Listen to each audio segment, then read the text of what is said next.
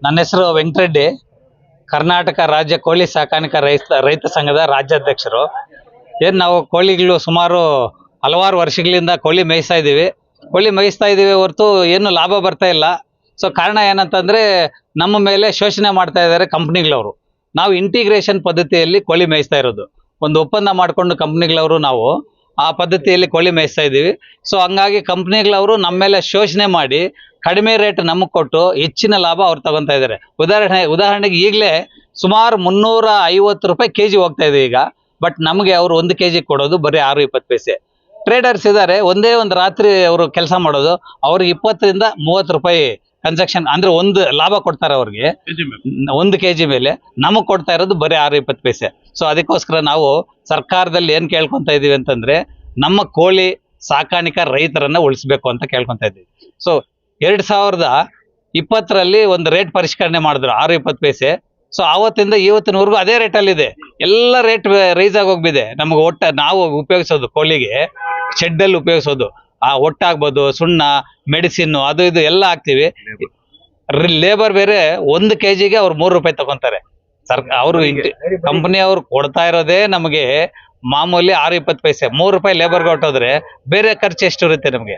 So total ನಮಗೆ 1 ಕೆಜಿಗೆ 13 ರೂಪಾಯಿ ಖರ್ಚು ಬರ್ತಾ ಇದೆ. ಬಟ್ ಅವ್ರು ಕೊಡ್ತಾ ಇರೋದು 6.20 ರಿಂದ 7.5 ರೂಪಾಯಿ ಮ್ಯಾಕ್ಸಿಮಮ್ ಅಂತಂದ್ರೆ. ಸೊ ಹಂಗಾಗಿ ಸರ್ಕಾರ ಇದನ್ನ ಪರಿಗಣನೆಗೆ ತಗೊಂಡು ರೇಟನ್ನ 1 ಕೆಜಿಗೆ 20 ರೂಪಾಯಿ ಮಾಡಬೇಕು. ಎರಡನೇದು ನಮಗೆ ಕೃಷಿ ಅಂತ ಕನ್ಸಿಡರ್ ಮಾಡಿಬಿಟ್ಟು ಕೃಷಿ ಸವಲತ್ತುಗಳನ್ನ ನಮ್ಮ ರೈತರಿಗೆ, ಕೋಳಿ ಸಾಕಾಣಿಕೆ ರೈತರಿಗೆ ಕೊಡಬೇಕು ಅಂತ ಸರ್ಕಾರದಲ್ಲಿ ನಾವು ಮನವಿ ಮಾಡ್ತಾ ಇದ್ದೀವಿ. ಅದರ ಜೊತೆಗೆ ಈ ಕೋಳಿ ಕಂಪ್ನಿಗಳು ಏನಿದಾವೆ ಅವ್ರ ಮೇಲೆ ಒಂದು ನಿಯಂತ್ರಣ ಹೇರಬೇಕು. ಈಗ ಬೇರೆ ಈಗ ರೇಷ್ಮೆ ಇಲಾಖೆ ಇದೆ, ಹೈನುಗಾರಿಕೆ ಇದೆ, ಇದಕ್ಕೆಲ್ಲ ಯಾವ ರೀತಿ ಸವಲತ್ತುಗಳು ಕೊಡ್ತಾ ಇದ್ದಾರೆ, ಯಾವ ರೀತಿ ಸರ್ಕಾರ ಅದನ್ನ ನಿಯಂತ್ರಣದಲ್ಲಿ ಇಟ್ಕೊಂಡಿದೆ. ಸೊ ಅದೇ ರೀತಿ ನಮಗೂ ಕುಕ್ಕಟ ಸಹಕಾರ ಮಹಾಮಂಡಳಿ ಅಂತ ಮಾಡಿದೆ. ಬಟ್ ಸುಮ್ಮನೆ ಹೆಸರಿಗೆ ಕುಕ್ಕಟ ಸಹಕಾರ ಮಂಡಳಿ, ಬಟ್ ನಮಗೆ ರೈತರಿಗೆ ಯಾವುದೇ ರೀತಿ ಅದರಿಂದ ನಮಗೆ ಅನುಕೂಲ ಆಗ್ತಾ ಇಲ್ಲ. ಅದಕ್ಕೆ ಒಂದು ಜವಾಬ್ದಾರಿ ಕೊಟ್ಟು, ವೆಟರ್ನರಿ ಡಿಪಾರ್ಟ್ಮೆಂಟ್ಗಳಿಗೆ ಒಂದು ಜವಾಬ್ದಾರಿ ಕೊಟ್ಟು ಕೋಳಿ ಸಾಕಾಣಿಕೆಯನ್ನ ಕೃಷಿ ಅಂತ ಮಾಡಿಬಿಟ್ಟು ನಮ್ಗೆ ಆ ಸವಲತ್ತುಗಳು ಕೊಡಬೇಕು ಅಂತ ನಾವು ಸರ್ಕಾರಕ್ಕೆ ಮನವಿ ಮಾಡ್ತೀವಿ. ಅದಕ್ಕೆ ಮುಂಚೆ ನಮ್ಗೆ ರೇಟೇ ಇರಲಿಲ್ಲ. 21ರಲ್ಲಿ ಒಂದು ರೇಟ್ ಪರಿಷ್ಕರಣೆ ಮಾಡಿ 6 ರೂಪಾಯಿ 20 ಪೈಸೆ ಅಂತ ಮಾಡಿದ್ರು. ಅದು ಆವತ್ತಿಂದ ಇದುವರೆಗೂ ತನಕನು ಎಲ್ಲಾ ರೇಟ್ಗಳು ರೈಸ್ ಆಗಿದೆ. ಅಣ್ಣವ್ರು ಹೇಳ್ದಂಗೆ ಸುಣ್ಣ, ಭತ್ತದೊಟ್ಟು, ಔಷಧಿಗಳು, ಇನ್ನೊಂದು ಮತ್ತೊಂದು ಎಲ್ಲಾ ರೇಟ್ ರೈಸ್ ಆಗಿದೆ. ನಮ್ಮನ್ನ ಮಾತ್ರ ರೇಟ್ ಇದುವರೆಗೂ ಸರ್ಕಾರ ಇರ್ಬೋದು, ಯಾವುದೇ ಇದು ಡಿಪಾರ್ಟ್ಮೆಂಟ್ ಇರ್ಬೋದು, ನಮ್ಮ ರೇಟ್ ರೈಸ್ ಮಾಡಲಿಲ್ಲ. ಅದೇ ರೀತಿ ಏನಂತಂದ್ರೆ ಗ್ರಾಹಕರು ಒಂದ್ ದಿವ್ಸಕ್ಕೆ ಕೋಳಿ ಎತ್ತಾರೆ, ಸಾಯಂಕಾಲನೋ ಬರ್ತಾರ, 2 ಗಂಟೆ 3 ಗಂಟೆ ಕೋಳಿ ತುಂಬ್ತಾರೆ. ಬೆಳಿಗ್ಗೆ ಎತ್ಕೊಂಡೋಗಿ ಟ್ರೇಡರ್ ಏನ್ ಮಾಡ್ತಾರೆ ಅಂದ್ರೆ ಇವ್ರು ಕೊಟ್ಬಿಡ್ತಾರೆ, ಅಂಗಡಿಗಳವ್ರು ಕೊಡ್ತಾರೆ. ಅಂಗಡಿಗಳವ್ರು ಕೊಟ್ಟಾಗ ಅವ್ರು ಅರ್ಧ ರಾತ್ರಿಯಿಂದ ಬೆಳಗ್ಗೆ ಹೊತ್ತಿಟ್ಟಷ್ಟೊತ್ತಿಗೆ 25 ರಿಂದ 30 ರೂಪಾಯಿ ಅವರು 1 ಕೆಜಿಗೆ ಸಂಪಾದನೆ ಮಾಡ್ತಾರೆ. ನಮಗೆ 40-45 ದಿನ ಮೇಯಿಸಿದ್ರು ನಮ್ಗೆ ಸಿಕ್ಕೋದು ಬರೀ 6 ರೂಪಾಯಿ 20 ಪೈಸೆ. ಇಲ್ಲ ಅಕಸ್ಮಾತ್ ಏನಾದ್ರು ಕೋಳಿ ಚೆನ್ನಾಗಿ ಬಂದ್ಬಿಡ್ತಂದ್ರೆ ಒಂದು 7 ರೂಪಾಯಿ ಕೊಡ್ತಾರೆ, ಲಾಸ್ಟ್ 7 ರೂಪಾಯಿ, ಅದಕ್ಕೆ ಮೇಲೆ ಕೊಡೋದಿಲ್ಲ. ಆಮೇಲೆ ಗ್ರಾಹಕ ನಾವು ಅಲ್ಲಿ ಏನ್ ರೇಟ್ ತಗೊಂತಾರೆ ಇವ್ರು ಅಂಗಡಿಗಳವರು, ಗ್ರಾಹಕರಿಗೂ ತುಂಬಾ ರೇಟ್ ಹಾಕ್ತಾರೆ. ಅದರಿಂದ ಇವಾಗ ರೇಟ್ ಜಾಸ್ತಿ ಆಗಿದೆ, ಅರ್ಥ ಆಯ್ತಾ. ಆಮೇಲೆ ಅಲ್ಲಿಂದ ಇವತ್ತು ಬೆಲೆ ರೇಟ್ ಜಾಸ್ತಿ ಆಗಿದೆ ಸರ್. ಕಾರಣ ಏನಂತಂದ್ರೆ ತಮಿಳ್ನಾಡಲ್ಲಿ ಸ್ಟ್ರೈಕ್ ನಡೀತಾ ಇದೆ. ಅಲ್ಲಿಂದ ಕೋಳಿ, ಆಮೇಲೆ ಅಲ್ಲಿಂದ ಮರಿ ಬರೋದು ಎಲ್ಲ ಬರೋದು ಅದು ಕಡಿಮೆ ಆಗಿದೆ, ಮರಿ ಬರೋದನ್ನು. ಆಮೇಲೆ ಈ ಕಡೆಯಿಂದನೂ ಆ ಕಡೆ ಕೋಳಿ ಬಿಡ್ತಾ ಇಲ್ಲ, ಆ ಕಡೆಯಿಂದ ಈ ಕಡೆ ಕೋಳಿ ಬರ್ತಲ್ಲ, ಪ್ರೊಡಕ್ಷನ್ ಕಡಿಮೆ ಇದೆ. ಅದಕ್ಕೋಸ್ಕರ ಇವತ್ತು ಕೋಳಿ ರೇಟ್ ಜಾಸ್ತಿ ಆಗಿದೆ. ಕಂಪ್ನಿಗಳು CP ಇದೆ, ಗೋಡ್ರೇಜ್ ಇದೆ, VHL ಇದೆ, ಇನ್ನ ಅನೇಕ ಕಂಪ್ನಿ, ಸುಗುಣ ಇದೆ, ಸ್ನೇಹ, ಇತರ ಕಂಪ್ನಿಗಳು ಬಹಳ ಒಂದು 30-35 ಕಂಪ್ನಿ ಇದೆ. ಕಂಪನಿಯಿಂದ ಸಮಸ್ಯೆ ಇದೆ, ರೇಟ್ ಇಲ್ದಿದ್ದು ಒಂದೇ ಸಮಸ್ಯೆನೆ. ಅದಕ್ಕೆ ಸರ್ಕಾರ ಮಧ್ಯ ಪ್ರವೇಶ ಮಾಡಿ ನಮ್ಗೊಂದು 20 ರೂಪಾಯಿ ರೇಟ್ ಮಾಡ್ಕೊಡ್ಬೇಕು. ಆಮೇಲೆ ನಮ್ಮ ಅಣ್ಣವ್ರು ಹೇಳ್ದಂಗೆ ನಮ್ಮನ್ನ ಕೃಷಿ ಅಂತ ಪರಿಗಣನೆ ಮಾಡಿ ರೇಷ್ಮೆನಲ್ಲಿ, ಹಾಲಲ್ಲಿ ಯಾವ ತರ ಸಹಾಯಧನ ಅಂತ ರೈತರಿಗೆ ಕೊಡ್ತಾರೋ ಆ ತರ ನಮ್ಗೆ ಸಹಾಯಧನ ಕೊಡಬೇಕು. ಕರೆಂಟ್ ಫ್ರೀ ಮಾಡಬೇಕು. ಈ ತರ ಎಲ್ಲ ಮಾಡಿದ್ರೆ ರೈತರಿಗೆ ಅನುಕೂಲ ಆಗ್ತದೆ ಅಂತ ನಮ್ಮ ಮಂದಿದ್ದು. ರೈತರೇ ಬೆಳೆಯಕ್ಕಾಗಲ್ಲ ಸರ್. ಯಾಕಾಗಲ್ಲ ಅಂತಂದ್ರೆ ಏನೋ ಕೆಲವ್ರು ಬೆಳಿಬೋದು, ಬೇರೆ ಕಡೆಯಿಂದ ಬಂದವ್ರು ಏನೇನೋ ಮಾಡಿರೋದು ಎಲ್ಲ ಬಂಡವಾಳ ಜಾಸ್ತಿ ಬೇಕಾಗ್ತದೆ. ಅದಕ್ಕೋಸ್ಕರ ಏನಾಗಿದೆ ಅಂದ್ರೆ ಕಂಪ್ನಿಗಳ ನಿಯಂತ್ರಣದಲ್ಲಿದೆ ಅದು ಎಲ್ಲಾನು. ಅದಕ್ಕೋಸ್ಕರ ರೈತರು ಸ್ವಲ್ಪ ಕಷ್ಟ ಬೆಳಿಬೇಕಾದ್ರೆ. 1,000 ಮರಿ ಬರ್ಬೇಕಂದ್ರೆ 2.5ರಿಂದ ಒಂದು ಕೋಳಿಗೆ 80 ರೂಪಾಯಿ ಖರ್ಚು ಬರುತ್ತೆ. 80 ರೂಪಾಯಿ ಖರ್ಚು ಬರ್ತದೆ. 1,000 ಮರಿಗೆ ಅಂದ್ರೆ 80,000 ಖರ್ಚು ಬಂದ್ಬಿಡ್ತದೆ.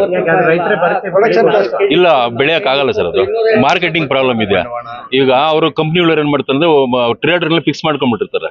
ಅವ್ರದ್ದೇ ಒಂದು ನಿಯಂತ್ರಣ ಇದೆ. ಸಾವಿರ ಕೋಳಿ ನಮ್ದು ಬೆಳೆಯಕ್ ಹೋದ್ರೆ ನಮ್ದು ಅದು ಏನು ಅಲ್ಲಿ ಕಂಪ್ನಿಯವರು ಒಂದು 120 130 ಮಾಡ್ತಿದ್ರೆ ನಮ್ಮನ್ನ 70-80 ರೂಪಾಯಿ ಕೇಳ್ತಾರೆ. ಅದರಿಂದ ನಮ್ಮ ಕಡೆಯಿಂದ ಬೆಳೆಯಕ್ ಆಗಲ್ಲ, ಕಷ್ಟ. ನಮ್ಗೆ ಹೊಡ್ತಾ ಸರ್, ಕಂಪ್ನಿ ಅವಳಿಂದ ನಮ್ಗೆ ಹೊಡ್ತಾ, ಮಧ್ಯವರ್ತಿಗಳು ಅವರು ಇವರು ಇದರಿಂದ ಹೊಡ್ತಾನೆ ನಮ್ಗೇನೆ. ಅಂದ್ರೆ ರೈತರಿಗಿಂತ ಮಧ್ಯವರ್ತಿಗಳಿಗೆ ಅವರು ಹೆಚ್ಚು ಲಾಭ ಮಧ್ಯವರ್ತಿಗಳಿಗೆ, ಗ್ರಾಹಕರಿಗೂ ಕಮ್ಮಿ. ಮೊದಲೆಲ್ಲ 75 ರೂಪಾಯಿ 80 ರೂಪಾಯಿ ಕೋಳಿ ಇದ್ದು 154 ರೂಪಾಯಿವರೆಗೂ ಹೋದ ವಾರ ಆಗಿತ್ತು. ಈಗ ಒಂದು 20 ರೂಪಾಯಿ ಕಡಿಮೆ ಆಗಿದೆ ರೇಟಲ್ಲಿ. ಟೋಟಲ್ ಅಲ್ಲಿ 132 ರೂಪಾಯಿ ಇವತ್ತು ಪೇಪರ್ ಬೆಲೆ ಇದೆ. 132 ರೂಪಾಯಿ ಬೆಲೆ ಬಂದಾಗ ಅದರಲ್ಲಿ ಈ ಏನು ಇವರಿದ್ದಾರೆ ಟ್ರೇಡರ್ಸ್ ಏನಿದ್ದಾರೆ, ಟ್ರೇಡರ್ಸ್ ತಗೊಂಡು ಹೋಗ್ಬಿಟ್ಟು ಅವ್ರಿಗೆ ಒಂದು 24 ಗಂಟೆ ಕೂಡ ಟೈಮ್ ಸಿಗಲ್ಲ. 12 ಗಂಟೆಯಲ್ಲೇ ಅವನಿಗೆ ಕೆಜಿಗೆ 30-40 ರೂಪಾಯಿ ಲಾಭ ಬರುತ್ತೆ. ಅವನು ಅಲ್ಲಿಂದ ಗ್ರಾಹಕರಿಗೆ ಹೋದಾಗ ಕನಿಷ್ಠ ಪಕ್ಷ ಅಂದ್ರೆ ಒಂದು 180 ರೂಪಾಯಿ ಖರ್ಚು ಬರುತ್ತೆ. ಒಂದು ಕೋಳಿ ಕ್ಲೀನ್ ಮಾಡೋದ್ರಲ್ಲಿ ಏನು 150 ರೂಪಾಯಿ ಕೋಳಿ ತೆಗೆದುಕೊಂಡ್ರು ಕೂಡ 30% ಅದರಲ್ಲಿ ವೇಸ್ಟ್ ಹೋಗುತ್ತೆ. 30% ಅಂದ್ರೆ 45 ರೂಪಾಯಿ, 150 45 195 ರೂಪಾಯಿ, 195 ರೂಪಾಯಿ ಲಾಭಾಂಶ 10 ರೂಪಾಯಿ ಇಟ್ಕೊಂಡ್ರು ಕೂಡ ಕೋಳಿಗೆ 200 ರೂಪಾಯಿ ಮಾರ್ಬೋದು, ಇಲ್ಲಾಂದ್ರೆ 210 ರೂಪಾಯಿ ಮಾಡ್ಬೋದು. ಅದು ಬಿಟ್ಬಿಟ್ಟು 300 ರೂಪಾಯಿ ಮಾಡ್ತಾ ಇದ್ರು. ಅದ್ರ ಮೇಲೆ ನಿಯಂತ್ರಣ ಇಲ್ಲ, ಸರ್ಕಾರದ ನಿಯಂತ್ರಣ ಇಲ್ಲ, ಇಲಾಖೆ ನಿಯಂತ್ರಣ ಇಲ್ಲ, ಟ್ಯಾಕ್ಸ್ ಅವ್ರದ್ದು ಏನು ಇಲ್ವೇ ಇಲ್ಲ ಇದ್ರ ಬಗ್ಗೆ. ಅದಕ್ಕೋಸ್ಕರ ನಾವು ಹೋರಾಟ ಮಾಡ್ತಾ ಇರೋದು. ಇದೆಲ್ಲ ಕೂಡ ಸರ್ಕಾರ ನಿಯಂತ್ರಣದಲ್ಲಿ. ಏನು ಇವಾಗ ನಾವು ಹಾಲಿನ ಒಂದು ಉತ್ಪಾದನೆ ಮಾಡೋ ನಮ್ಮ ರೈತರ ಹತ್ರ ತಕೊಂಡ್ಬಿಟ್ಟು ರೈತರಿಂದ ಮಾರ್ಕೆಟ್ ಯಾವ ತರ ಮಾಡ್ತಾ ಇದೆ KMF ಅಂತೇಳಿ, ಅದೇ ರೀತಿಯಾಗಿ ಕುಕ್ಕಟ ಮಹಾಮಂಡಲಿ ಕೂಡ ಸರ್ಕಾರದಿಂದ ಅನುದಾನ ಕೊಡಬೇಕು. ಆ ಸರ್ಕಾರದ ಅನುದಾನ ಕೊಟ್ಟು ಅಲ್ಲಿರುವ ಅಧಿಕಾರಿಗಳಿಗೂ ಮತ್ತು ಈ ಸರ್ಕಾರದ ಏನು ಅಧೀನದಲ್ಲಿರುವಂತ ಇಲಾಖೆಗಳಿಗೆ ಇದನ್ನ ನಿಯಂತ್ರಣದಲ್ಲಿ ಇಟ್ಕೊಂಡು ಬೆಳಗ್ಗೆಯಿಂದ ರಾತ್ರಿವರೆಗೂ ಒಂದೇ ದಿವಸದಲ್ಲಿ ಇಷ್ಟು ಲಾಭಾಂಶ ಮಧ್ಯವರ್ತಿಗಳು ಬರ್ತಾ ಇದೆ, ಕಂಪನಿಯವ್ರಿಗೆ ಇಷ್ಟು ಬರ್ತಾ ಇದೆ ಅಂತೇಳಿ ಗೊತ್ತಿದ್ರು ಕೂಡ ಕುರುಡ್ರಂಗೆ ಕಣ್ಮುಚ್ಕೊಂಡಿದೆ ಸರ್ಕಾರ. ಯಾಕಂದ್ರೆ ಸರ್ಕಾರ ಕೂಡ ಗೊತ್ತು, ನಮ್ಮ ಗ್ರಾಹಕರ ಕಷ್ಟ ಕೂಡ ಗೊತ್ತು. ಏನು ಇವತ್ತು 150 ರೂಪಾಯಿ ಪೇಪರ್ ಬಂದಾಗ ರೈತರು ನಮ್ಮ ಗ್ರಾಹಕ ಹೋದಾಗ ಇನ್ನು 300 ರೂಪಾಯಿ 350 ರೂಪಾಯಿ ಎಷ್ಟು ಬೆಳೆ ಹೆಚ್ಚು ಕಡಿಮೆ ಇದೆ. ಅದು ನಿಯಂತ್ರಣ ಮಾಡುವ ಶಕ್ತಿ ಬೇಕಲ್ಲ ಸರ್ಕಾರಕ್ಕೆ. ಬೇಕಾದಾಗ ಸರ್ಕಾರ ನಿಯಂತ್ರಣ ಮಾಡುವ ಒಂದು ವ್ಯವಸ್ಥೆ, ಒಂದು ಸಮಿತಿಯನ್ನು ಮಾಡಬೇಕು. ಒಂದು ಏನು ನಮ್ಮ ಇಲಾಖೆಗಳಿದೆ, ಇಲಾಖೆ ಮುಖಾಂತರ ಅದನ್ನ ಮಾಡಿಸ್ಬೇಕಾಗತ್ತೆ. ಇದು ಕೂಡ ಸರ್ಕಾರ ಎಡವಿದೆ. ಇದನ್ನು ಕೂಡ ಮುಂದುವರಿಸ್ಕೊಂಡು ಹೋಗ್ಬೇಕಂತ. ಯಾಕಂದ್ರೆ ದಿನಕ್ಕೆ ಸುಮಾರು 25,000 ಟನ್ ಹೋಗುತ್ತೆ ದಿನಕ್ಕೆ ಬೆಂಗಳೂರಿಗೆ. ಬೆಂಗಳೂರು ಒಂದು ನಗರಕ್ಕೆ ಅಷ್ಟು ಕೋಳಿ ಬೇಕಾಗುತ್ತೆ. ನಮ್ಮ ಇಡೀ ನಮ್ಮ ಬೆಂಗಳೂರು ಗ್ರಾಮಾಂತರದಿಂದ ಬೆಂಗಳೂರು ನಗರಕ್ಕೆ ಬೆಳಗ್ಗೆ ಬೇಕಷ್ಟಾಗತ್ತೆ. ಮದುವೆಗೆ ಬೇಕು, ಹುಟ್ಟಿದಬ್ಬಕ್ಕೆ ಬೇಕು, ಸಾವಿಗೂ ಬೇಕು, ಎಲ್ಲಕ್ಕೂ ಮಾಂಸ ಬೇಕು. ಗ್ರಾಹಕನಿಗೆ ರೈತರಿಗೆ ಯಾವ ರೀತಿ ಬರ? ಗ್ರಾಹಕರಿಗೆ ನಾವು ರೈತರಿಗೆ ಬರ ಆಗ್ತಾ ಇರೋದು ನಮ್ಗೆ ನಿಯಂತ್ರಣ ಇಲ್ದಿರ. ನಮ್ಗೆ ಏನಾಗಿದೆ ತಾವು ಹೇಳಿದ್ರಿ, ನೀವೇ ಬೆಳ್ಕೊಂಡು ನೀವೇ ಮಾರ್ಕೆಟ್ ಮಾಡ್ಬೋದಲ್ಲ ಅಂತೇಳಿ. ಏನಾಗಿದೆ, ಕಾರ್ಪೊರೇಟ್ ಕಂಪನಿಗಳ ವ್ಯವಸ್ಥೆಯಲ್ಲಿ ಈ ಕಂಪನಿಗಳವರು ಇದ್ದಾರೆ. ಕಾರ್ಪೊರೇಟ್ ಕಂಪನಿಗಳ ವ್ಯವಸ್ಥೆಯಲ್ಲಿ ಇರುವಾಗ ನಾವು ರೈತರು ಬೆಳೆಯೋದು 5,000 ಕೋಳಿ ಮೇಯ್ದ್ರೆ ಕಾರ್ಪೊರೇಟ್ ಕಂಪನಿಯವರು 50 ಲಕ್ಷ ಕೋಳಿ ಮೇಯಿಸ್ತಾನೆ. 50 ಲಕ್ಷದಲ್ಲಿ ನಾವು ಏನು ಇವತ್ತು